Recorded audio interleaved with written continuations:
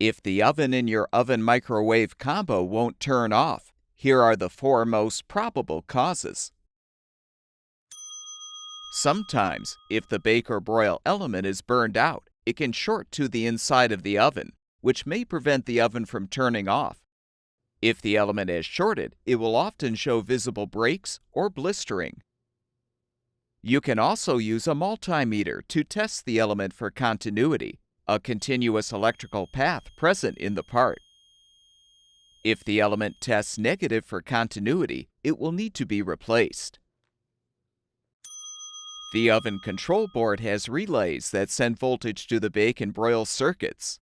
If one of the relays shorts closed, the control board may send continuous voltage to the heating circuit.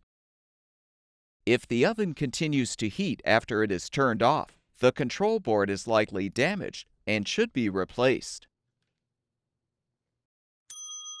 Some ovens are equipped with a separate relay board that control the voltage being sent to the heating elements. If one or more of the relays on the board fail, the board may send continuous voltage to the elements.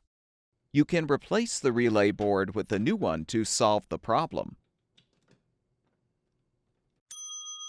The temperature control thermostat monitors the temperature inside the oven and cycles the heat on when the temperature drops too low. A defective thermostat may indicate the temperature is always too low, causing the oven to continuously heat. Since the thermostat cannot be easily tested, you should first confirm the other potentially defective oven components are working properly before replacing the thermostat. All of the parts shown in this video are available on our website. Be sure to enter the full model number of your appliance to find the specific replacement part that will fix your oven-microwave combo.